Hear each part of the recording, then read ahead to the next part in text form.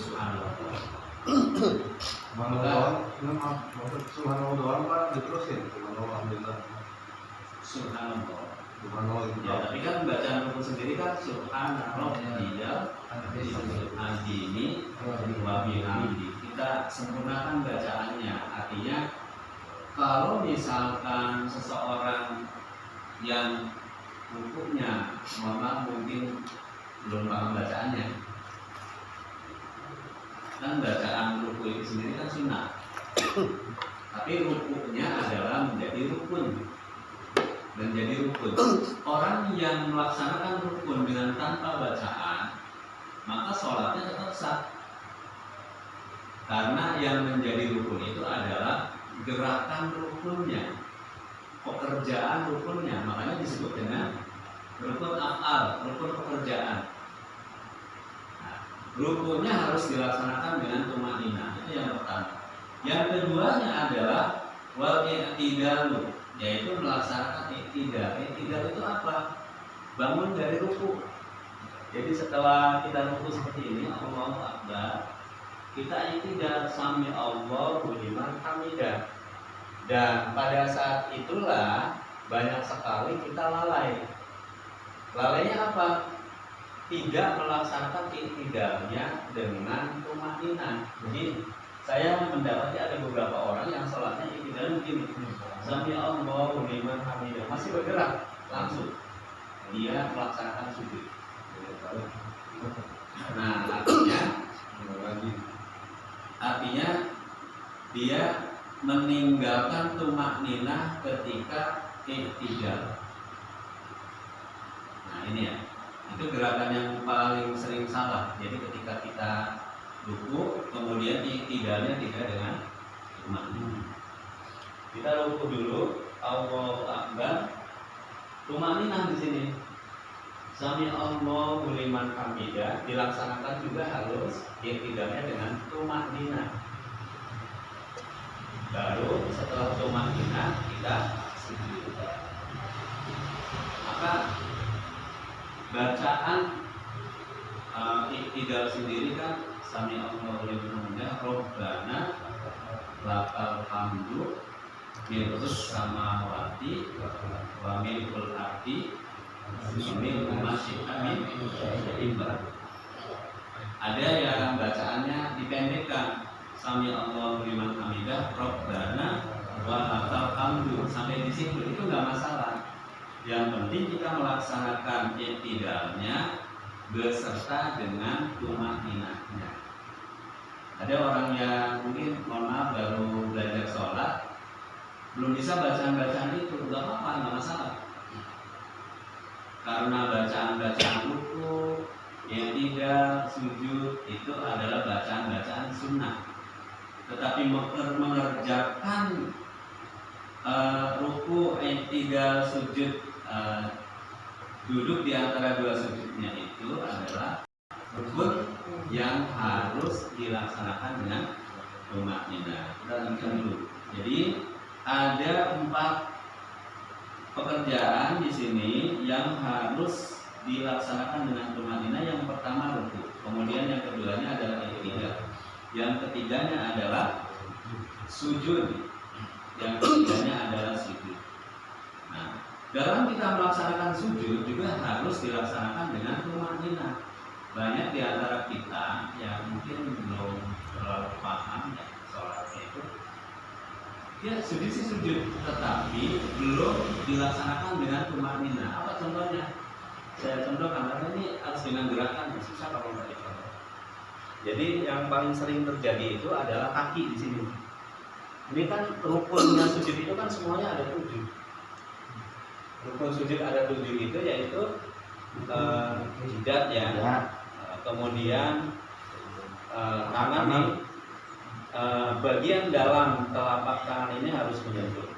Nah kemudian 2 jempol ya, kemudian bagian telunjuk kaki bagian dalamnya ini, jadi harus nempel. Nah kita sujudnya itu harus dengan tumanina. Saya kasih contoh gerakan yang belum tumanina tuh begini, kita sujud nih. Ketika kita sujud masih ada gerakan, misalkan kita lagi benerin kepala kita, ini udah nempel banget apa belum sih? Masih seperti ini di gerakannya. Masih seperti ini, masih goyang karena mungkin Dia pakai imamah atau pakai peci yang kepanjangan atau pecinya longgar gitu ya. maka ketika kita masih sujudnya seperti ini belum tumanina. Atau perhatikan di kaki, Kakinya lagi nyari-nyari karena mungkin dia menganggap kakinya belum kuat banget. kakinya masih bergerak seperti ini. Nah, ini juga gerakan yang belum tumanina. Asamu kerja astam. Maka rukunnya sujud yang 7 tadi itu harus benar-benar tumanina, dalam arti benar-benar berhenti, benar-benar ada tenang sejenak. Jadi kalau misalnya kita belum yakin, belum tumanina, ya jangan dulu kita bangun dari sujud. Harus benar-benar yakin. Nah ini ya. Yang selanjutnya adalah wal julusu baina sajdatain, yaitu duduk di antara dua sujud. Duduk di antara dua sujud juga harus dilaksanakan dengan tumanina. Tidak ada gerakan-gerakan tambahan. Baru kemudian sujud lagi yang kedua juga harus dilaksanakan dengan tumanina. Nah inilah gerakan-gerakan rukun di dalam sholat yang harus kita laksanakan dengan tumanina. Menurut fikihnya mazhab Imam Syafi'i. Di mazhab yang lain seperti Abu Hanifah itu bahwa tumanina ini nggak masuk di dalam rukun, akan tetapi menjadi wajib. Nah, apa perbedaannya mereka kalau tidak melaksanakan dengan tumanina di 4 gerakan ini? Sholatnya itu dianggap sah, akan tetapi berdosa. Ya, tapi kan tetap dosa ya. Artinya mereka sendiri dalam mazhab mereka itu juga benar-benar sangat memperhatikan gerakan yang harus dilaksanakan dengan rukun. Ya baik. Maaf, Ya. tolong dijelaskan ke jamaah nih duduk itu seperti apa yang benar gitu. Kan duduk kan ada 2 macam tuh. Ada duduk tahiyat awal sama duduk tahiyat akhir sama duduk di antara 2 sujud. Ini tahiyat awal ya, duduknya seperti ini ya. Nah, Ya seperti ini. Tapi ada orang yang melaksanakan seperti ini, Kalau mungkin kakinya lagi sakit, Samurat. lagi asam urat atau apa ya, kolesterol. Tapi dia mendapatkan kesunahannya duduk di tasawuf awal seperti ini. Nah, itu di tasawuf akhir duduknya seperti ini. Nah, pada saat gerakan sujud itu, kaki itu, ya ini benar-benar harus ditekan ya. Jadi telapak jari-jari itu harus menempel di lantai, dan jempol posisinya dan jari-jarinya kan menghadap kiblat. Kalau seperti ini kan menghadap kiblat. Kalau begini berarti kan membelakangi kiblat. Nah ini dianggapnya nggak ini ya, nggak memenuhi syarat nih, nggak memenuhi syarat rukunnya sujud. Kalau seperti ini, maka harus ditekan seperti ini ketika kita melaksanakan sujud. Tangannya ini bagian dalamnya, telapak tangannya juga harus menghadap kiblat. Boleh ada rapat, ya boleh seperti ini, ya senyamannya kita. Tetapi kita harus memperhatikan tetap bahwa jari-jari kita ini ternyata juga harus menghadap ke arah kiblat. Tapi yang jempolnya agak mencong, ya dianggap tetap sudah menghadap ke kiblat. Walaupun mencong-mencong sedikit, ini tetap dianggap menghadap kiblat, tidak membelakangi kiblat. Tapi kalau misalnya ada yang sholat kemudian maaf mungkin sujudnya begini, artinya ini kan jari-jarinya ada yang membelakangi arah kiblat. Ada juga kapal gitu. Ada, Bergerak. ya ada. Ya ini mungkin harus coba ya punya pembandingan. Jadi duduknya sholat tuh cuma ada 2 macam doang ya. Duduk di antara 2 sujud sama seperti duduknya tahiyat awal kan, sama kan? Iya. Kalau ada 3 macam duduknya tuh, seperti maksudnya maaf ya. Ada 3 macam duduknya. Kalau duduk di antara 2 sujud sama duduk di antara 2 sujud sama tahiyat awal beda dia. Ada yang lebar dulu di begitu mania berapa kali gitu. Ya begitu ya tadi. Ah, ya begitu. Gitu. Nah kalau duduk apa sama awal kan gini ya, ada air sama gini ya, kalau dia 3 menit kan tuh. Itu 3 di mana? Ya 3 menit teman. Kalau dia jadi imam tuh gitu. Ya. Harus dua. Jadi di posisi orang-orang yang mungkin duduknya tidak sesuai dengan kesempurnaan ya, mudah-mudahan sih mau belajar lagi. Tapi kita tentu berkeyakinan bahwa itu semua tidak membatalkan sholat. Sholatnya tetap bersah. Yang penting tadi ketika melaksanakan 4 rukun ini, ruku, i'tidal, sujud, juga sujud dilaksanakannya dengan tumanina. Yang paling sering ditinggalkan itu adalah tumaninanya pada waktu i'tidal. Pada waktu i'tidal itu saya perhatikan orang-orang itu masih banyak yang meninggalkan tumaninanya. Jadi ketika bangun dari rukuk sampai tidak masih bergerak langsung sujud, masih bergerak sujud, maka dia meninggalkan tumaninah tidak i'tidal. Nah ini yang penting sekali yang saya perhatikan. Mudah-mudahan kita bisa terus menyempurnakan sholat kita. Jadi semakin kita menggali ilmu pengetahuan fikih kita di bab sholat ini juga semakin luas pengetahuan kita. Dan kita berusaha kan, namanya sholat yang kita pengennya yang sempurna ya. Sholat kita sempurna itu belum tentu diterima Allah gitu ya. Gimana kalau sholat kita tidak sempurna? Gimana kalau ada salah satu rukun yang tertinggal? Maka sholat kita kalau menurut fikih tidak sah. Tapi ya masalah diterima atau tidaknya sholat itu adalah hak prerogatif dari Allah. Kita nggak bisa maksa. Kita berharap tapi kita nggak bisa maksa. Pokoknya kalau syarat rukun yang terpenuhi sholat itu akan sah dan diterima. Nggak pasti ya. Karena diterima atau tidaknya adalah hak prerogatif Allah. Ya, ini bab baru kita, yaitu di halaman 23 pembahasan baru. Di halaman 23 Syurutul jam'it taqdimi di baris 1, 2, 3, 4, 5, di baris ke-6. Faslun syurutul syarat-syaratnya. Syurutul syarat-syaratnya. Jam'i taqdimi, jama' taqdim. Syarat-syaratnya jama' taqdim. Arba'atun, ada 4. Syarat-syaratnya jama' taqdim itu ada 4. Yang pertama, al-bada'atu bil-ula. Al-bada'atu dimulai.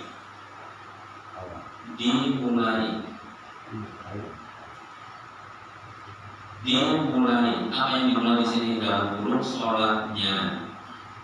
Dimulai sholatnya bil-ula, dengan sholat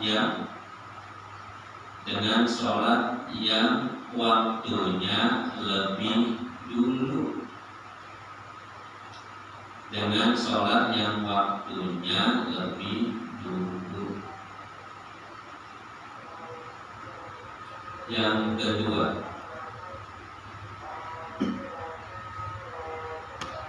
wa niyatu, dan niat.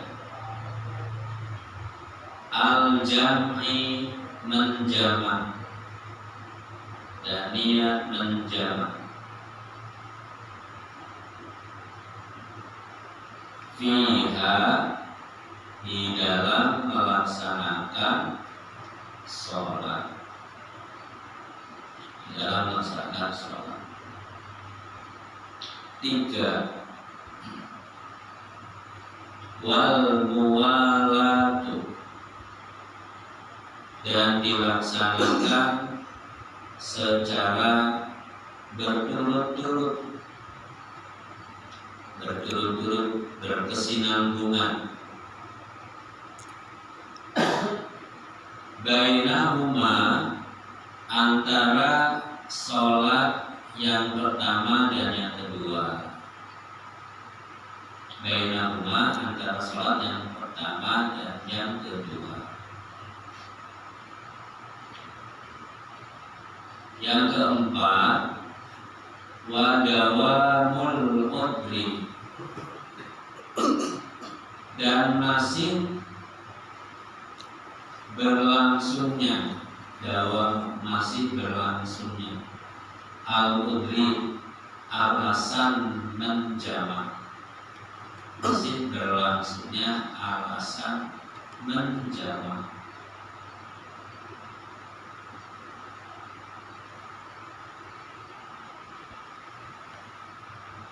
Kita lanjutkan satu lagi, faslun bab syurutu, syarat-syaratnya.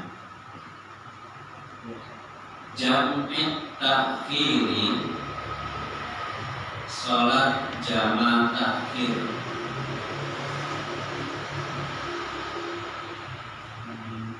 Isnani, ada dua. Satu, niyatut takhiri, niat mengakhirkan atau niat menjamak takhir. Niat menjamak takhir.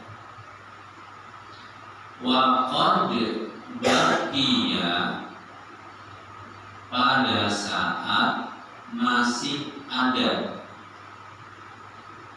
pada saat masih ada, min waktil ula, dari waktu sholat yang pertama. Pada saat masih ada dari waktu sholat yang pertama. Ma yasa'uha, sekedar menyelesaikan sholat. Ma yasa'uha, sekedar menyelesaikan sholat. Yang kedua, wadawamu, dan masih berlangsungnya atau terus menerusnya al-udri, udur atau alasan. Jujur saja. Iya, udur atau alasan atau sebab juga boleh. Masih berlangsungnya sebab. Ila tamami saniyati, sampai selesainya sholat yang kedua. Ila tamami saniyati, sampai selesainya sholat yang kedua. Kita bahas dulu di faslun syurutul jami' takdim. Ini sholat jama' takdim dan jama' takhir ini akan selalu aktual, selalu kita butuhkan informasinya. Untuk apa? Kita kan sering bepergian ya. Ya. Entah ziarah atau bahkan kalau Main bola kan? ya main bola atau berlalu apa enggak gitu. Iya. Banyak kunci. Iya. Nggak bisa. Main bolanya jauh ke kunci kan. Bagus itu untuk mempraktekkan sholat jama' takdim dan jama' takhir. Apa yang boleh Ustaz dengan sejamil? Masih yang bermaksiat. Oh iya. Sesuatu yang mubah halal. Sesuatu yang mubah halal. Kita nonton dangdut nih, tahu-tahu sampai ke ini apa di jamak takdim, jamak takhir kan? Boleh ya. Jadi kalau nggak boleh berarti kodo ya? Iya. Iya nggak boleh karena kita bermaksiat. Kita nonton bola atau nonton dangdut ya.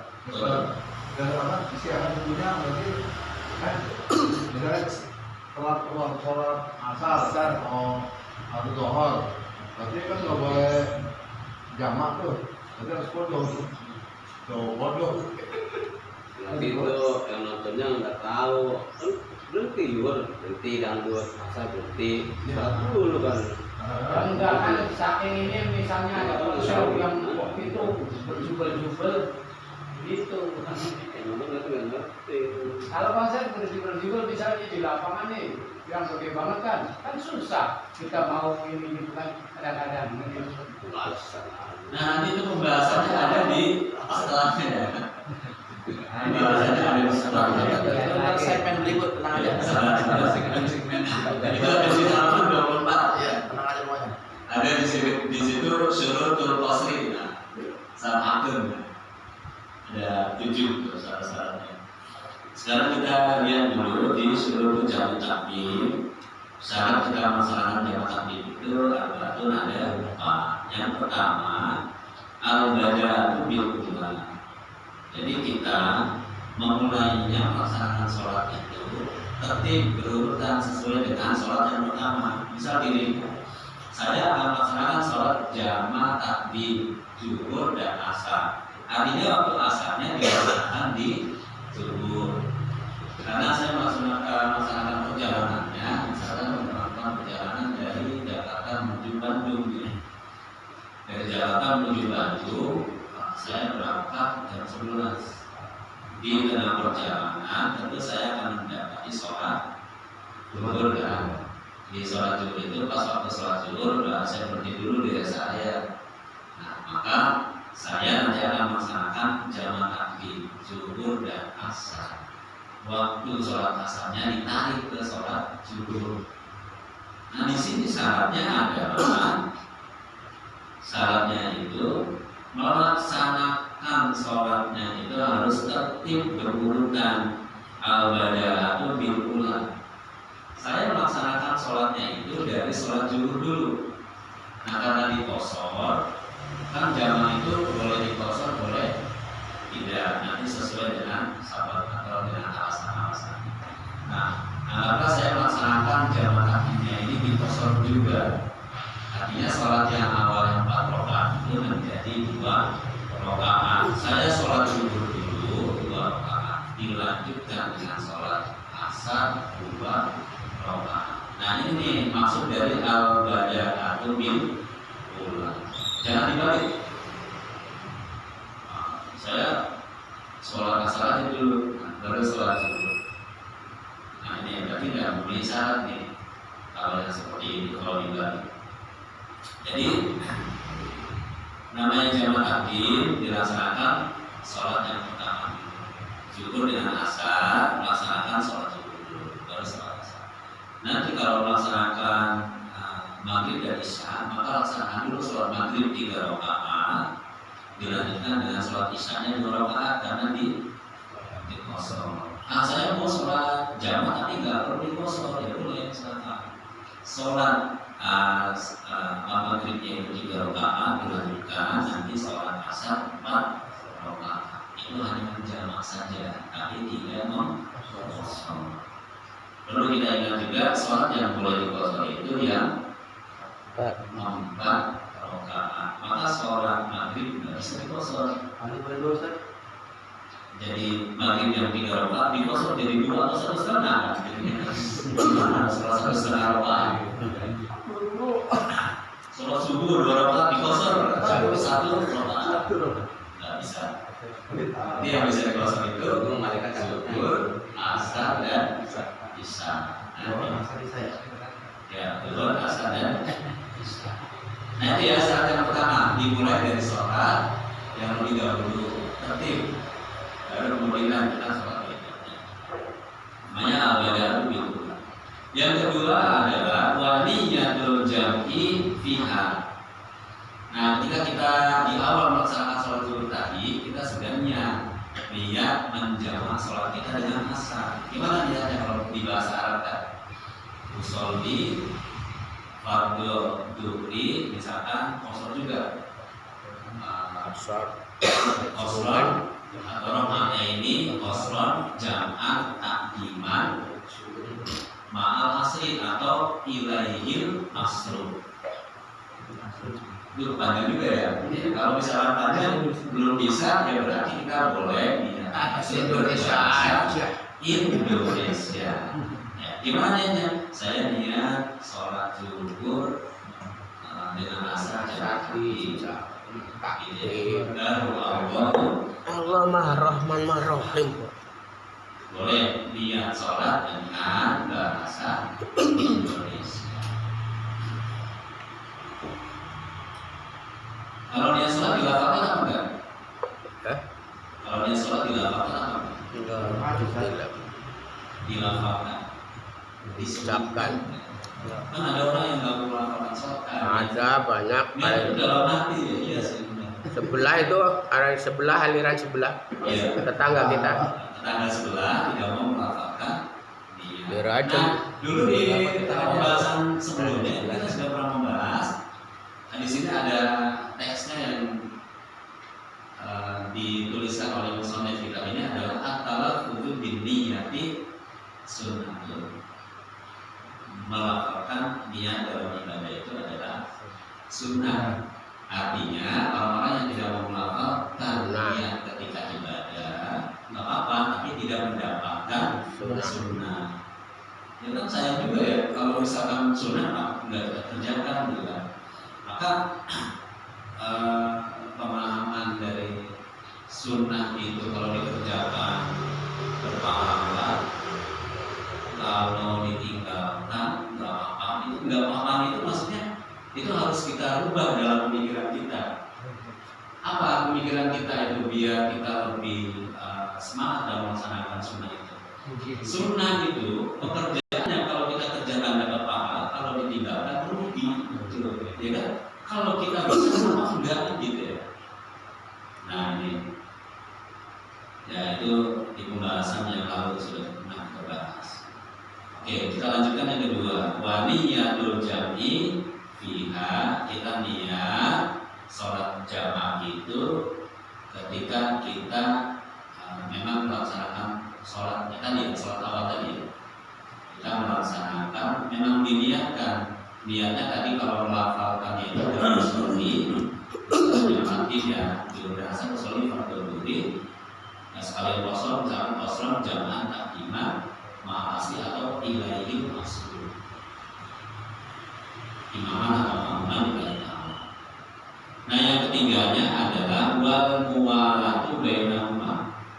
Apa maksudnya ini? Dilaksanakannya secara berturut-turut. Artinya setelah kita melaksanakan sholat yang pertama, misalkan sholat zuhur dan asar, sholat zuhur sudah kita laksanakan, baru dilanjutkan sholat asar, tidak mengerjakan pekerjaan yang lain.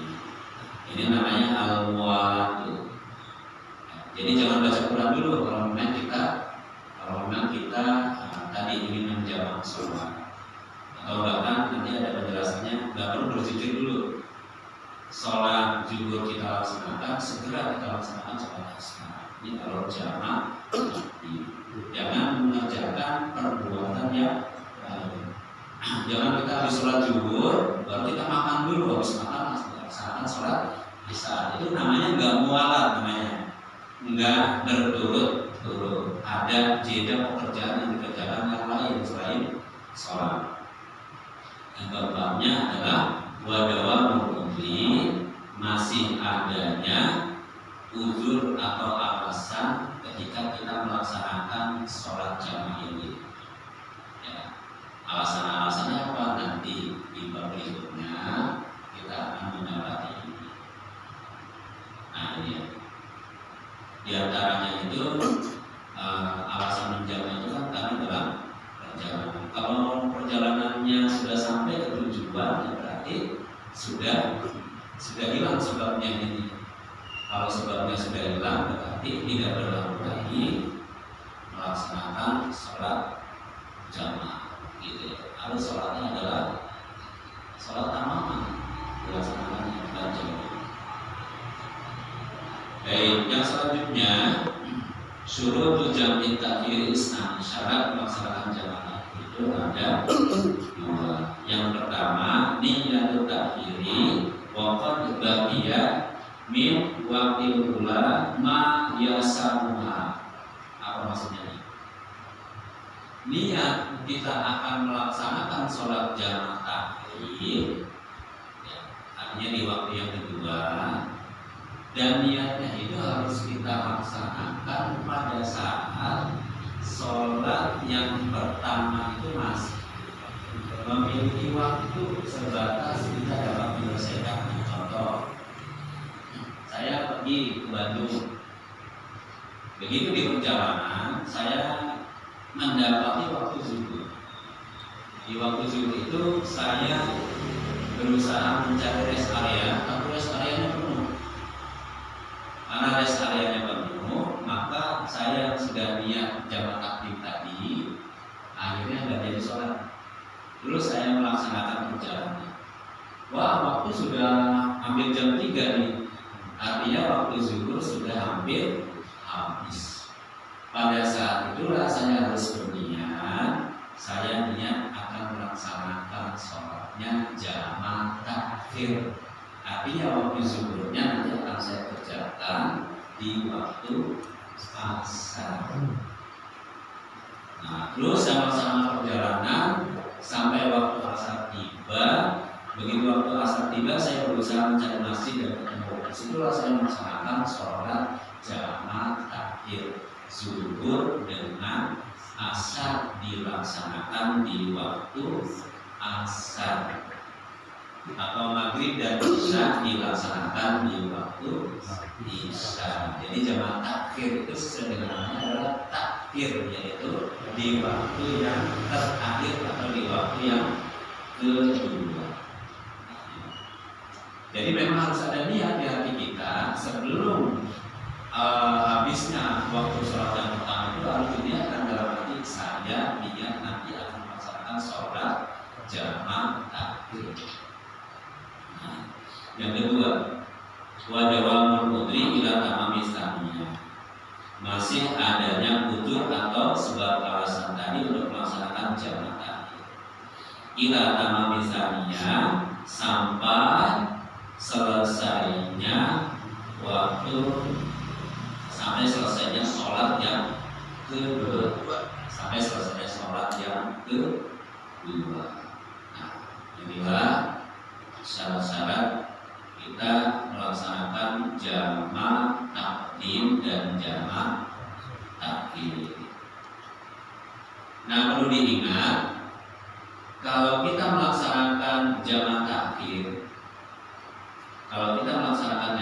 ini, maka sholatnya itu ada pilihan, ada kebebasan.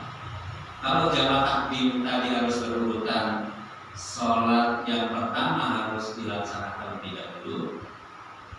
Kalau di jamak takhir ini ada pilihan. Contoh, begitu di perjalanan saya mampir di sebuah masjid, saya belum sholat zuhur kan tadi, karena saya udah niat sholat jamak takhirnya asar, ya, sholat jamak takhir di waktu asar. Ketika zuhur nanti dilaksanakan waktu asar. Ada yang lagi sholat berjamaah, kan kita nggak mungkin juga bikin jamaah baru kan. Sholat berjamaah itu adalah sholat asar. Ya sudah, kalau begitu kita laksanakan dulu aja sholat asar secara berjamaah. Ikutin jamaah yang ada. Nanti begitu orang-orang sudah selesai melaksanakan sholat, kita sudah selesai, kita nggak kemana-mana, karena tadi harus muara juga. Nah, kita langsung melaksanakan sholat jamaah tadi, sholat zuhur yang belum kita laksanakan. Jadi sholat asar yang kita laksanakan secara berjamaah dengan imam yang ada, baru mungkin kita bikin kelompok sendiri kalau beberapa, ya, kalau keluarga bikin kelompok keluarga untuk melanjutkan melaksanakan sholat zuhur. Ini sholat asarnya seperti biasa. Sholat asarnya seperti biasa, kan kita sedang bertemu. Kalau mereka mungkin kan gitu kan, sholat asarnya kan 4 rakaat, maka kita jangan niat mengikuti tapi mengkosor. Kita tetap tamam sesuai dengan imamnya. Nanti kalau asarnya sudah selesai, baru kita laksanakan sholat zuhur. Jadi cara ini. Sebab kalau di dalam masjid kemudian ada jamaah yang lainnya kurang asik ya. ada sholat berjamaah, kemudian di pojokan lain sebelumnya memisahkan melaksanakan sholat yang lain, itu kayaknya kelihatannya kurang indah itu. Orang Islam kayaknya nggak kompak banget. Rest area ada Pak, dipisah-pisahkan. Ada ya? Ada ini yang untuk kosor ada, yang untuk jamat dan kosor udah ditulis. Iya, boleh. Di rest area sekarang ada, daerah Kerawang sekarang. Kalau kebetulan kita lagi mendapati sholat berjamaah, ya, ikutin dulu, baru kemudian nanti bisa masuk ke kolom yang tadi, kolom lanjutannya gitu ya. Kita akan melaksanakan tadi mungkin karena sholatnya jamaah akhir gitu, berarti sholat yang pertamanya belum dikerjakan. Jadi ketika kita sudah memahami ini kayaknya enak juga gitu ya. Kita dalam perjalanan sudah tahu ilmunya, oh ya nanti akan seperti ini. Wah, nggak bisa sholat jamaah takdim, nggak usah ribut, karena kita satu bis gitu kan. Nanti kita bisa laksanakan sholat jamaah takdim. Jadi nggak usah panikkan, nggak usah harus melaksanakan sholat jamaah takdim, karena satu bus itu ya satu keluarga ada pemikiran yang berbeda, apalagi satu bus gitu kan. Ada 40 sampai 50 orang misalkan satu bus. Mungkin di antara mereka ada yang ingin jamaah takdim, ada yang ingin jamaah takdim. Yang mana yang lebih utama, jamaah takdim atau takhir? Yang mana? Harga. Ya, Situasi kondisi. sesuai dengan situasi dan kondisi yang sedang terjadi. Sesuai dengan situasi dan kondisi yang sedang terjadi. Kecuali kalau kita lagi melaksanakan haji, ya kan? Kita lagi melaksanakan haji, setelah melaksanakan wukuf, ya akan bergerak ke Mina, maka kita harus melaksanakan di situ ketika akan khutbah wukufnya itu kita harus melaksanakan jamaah takdim zuhur dan asar di Padang Arafah. Jadi mau berbeda kondisi. Terima kasih. Nanti ada penjelasan lanjutannya. Mohon maaf kalau ada kekhilafan. Assalamualaikum warahmatullahi wabarakatuh.